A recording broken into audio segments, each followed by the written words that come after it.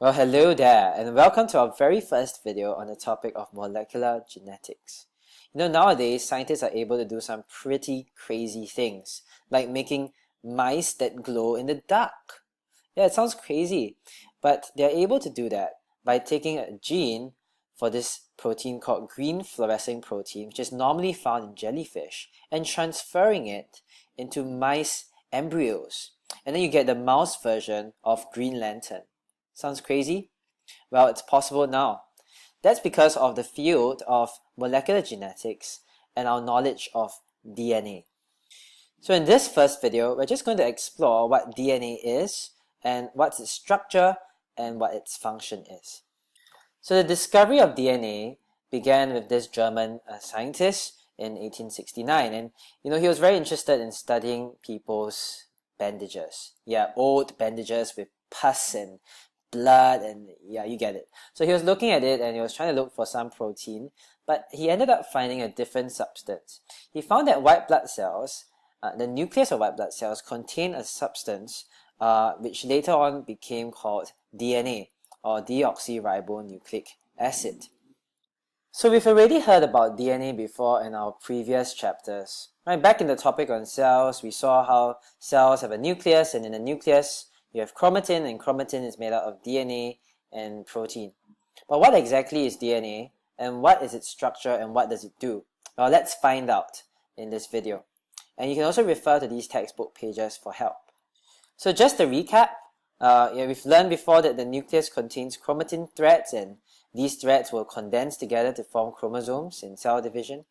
And chromatin itself, each chromatin thread is made up of a very long molecule of DNA, right? It's actually just one molecule, but it's very long, and it's wrapped around proteins.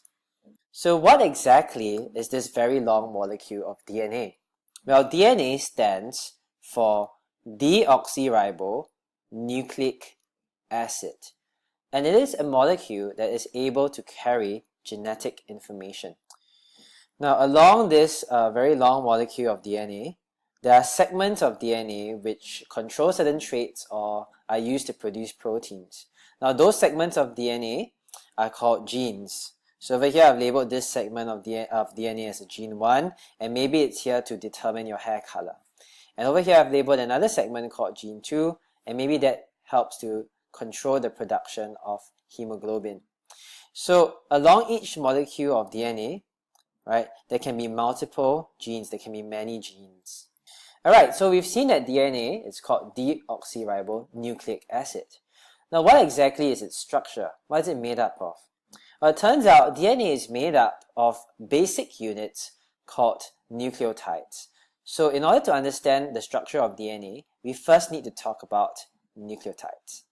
Now, here is a diagram of a nucleotide. And every nucleotide is made up of three things. There is a sugar.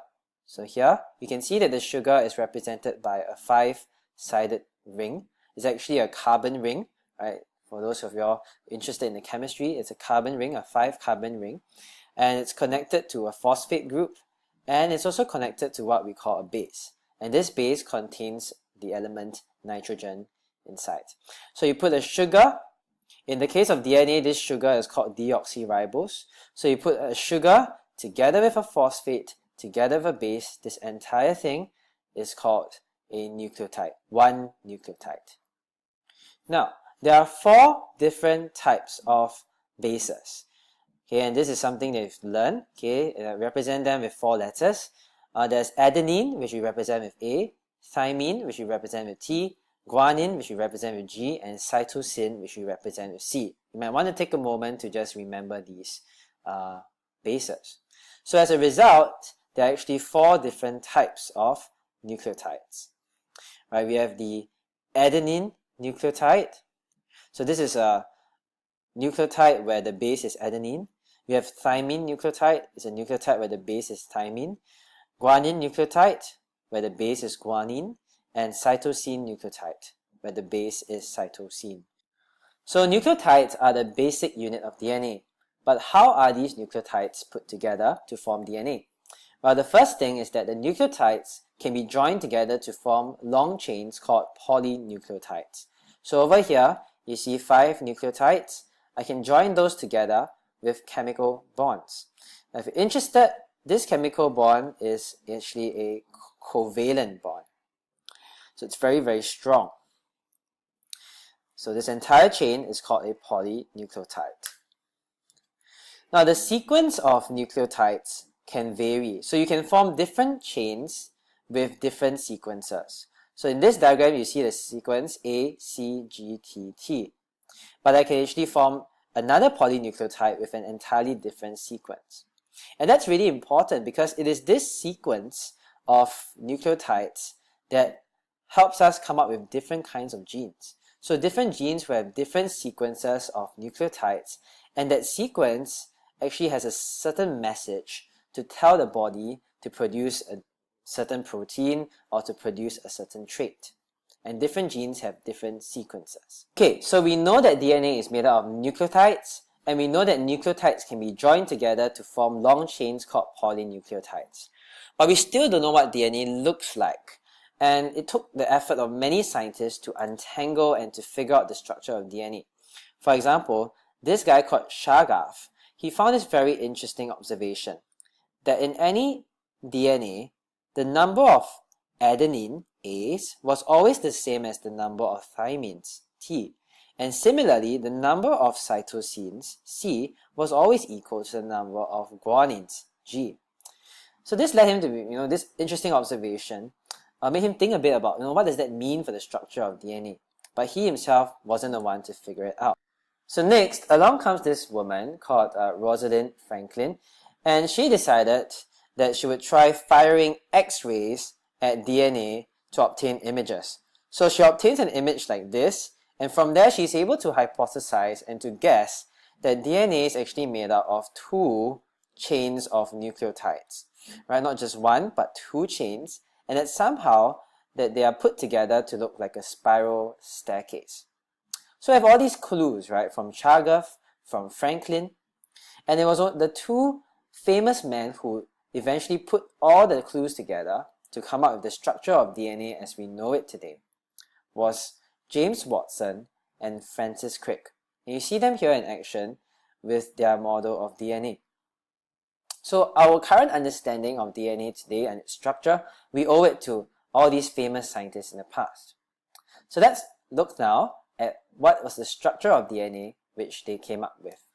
So according to James Watson and Francis Crick, DNA is made up of two polynucleotide chains. And these two polynucleotide chains run in opposite directions. So if you take a look at the diagram here, you can see one chain here and another chain here. And what does it mean by opposite directions? So take a look at this first chain here. Right, you can see that one of the ends is the phosphate, and the other end is the free sugar end. So there's no phosphate on this side. So scientists have called the free phosphate end, where there's a phosphate here, the 5' end, and the other end, where there's no phosphate, they've called it the 3' end. Now can you see that the other strand is kind of moving the opposite direction? Right? So the other strand, the free sugar end, is on this side, and the free phosphate end is on this side instead. So it runs in this direction instead. So even though the chains are parallel, but they run in different directions in terms of their free phosphate ends. So the term for them is anti-parallel. Right? They're parallel, and yet at the same time they're in opposite directions.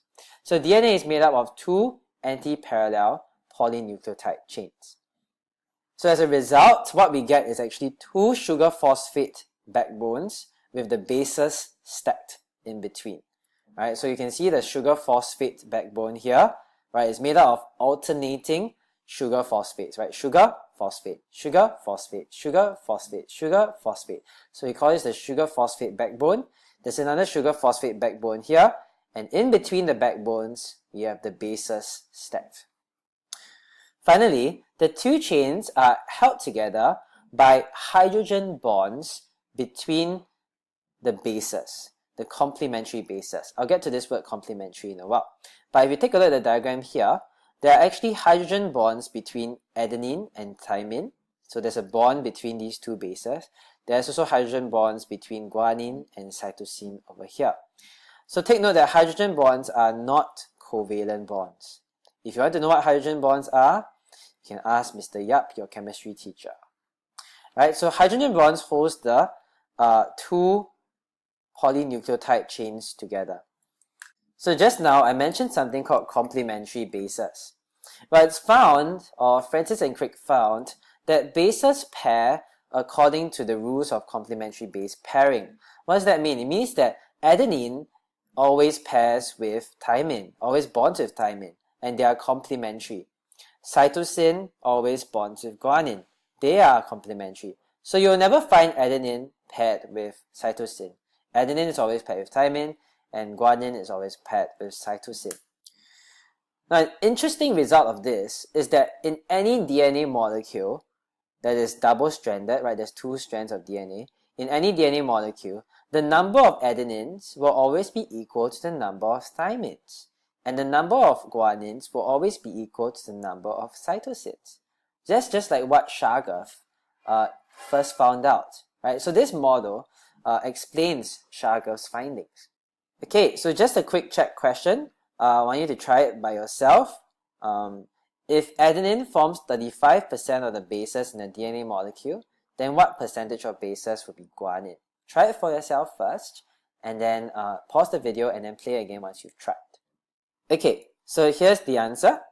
Right, so if a DNA molecule has 35% adenine, then because of complementary base pairing, we know that there must also be 35% thymine, because adenine is always paired with thymine, so there must be equal amounts of both. So that adds up to 70% already. And then we know that there must be equal number of cytosine and guanine, right? Due to complementary base pairing, the percentage must be the same. So we take the remaining 30% and we divide it by 2, so we get 15% each. So the answer is 15% guanine. Right, this is quite a common question in O-levels, so good for you to make sure you can understand it. Alright, so far what we've seen, DNA is made up of two chains of nucleotides, right? Two polynucleotide chains, which are anti-parallel, so they run in opposite directions. And the two chains, the two strands, are held together by hydrogen bonds or complementary base pairing between the complementary bases. Now, the last thing about DNA that you need to know is that the two strands of DNA, once they are held together by hydrogen bonds, they also coil, they also twist. And when they twist, they form this sort of helix structure. It's called a double helix because there's two strands and they form like a spiral, a helix. So that's what, that explains why when Rosalind Franklin fired X-rays at the DNA, she thought that it would look a bit like a spiral staircase. Okay, a quick checkpoint before we end this video. What do you think is the ratio of cytosine to guanine in a molecule of DNA? Well, the answer is 1:1, right? Because cytosine and guanine will always be equal because they are complementary bases and they will pair with each other. Second question, a gene contains 400 sugar groups. How many bases will it contain? Now this question is actually testing you on the structure of a nucleotide. So remember, a nucleotide is made up of one sugar, one phosphate, and one base. So if a gene has 400 sugars, then it would contain 400 bases, because every nucleotide is made up of one sugar, one phosphate, and one base. Alright, that's the end of this video. In the next video, we're going to look at how genes work.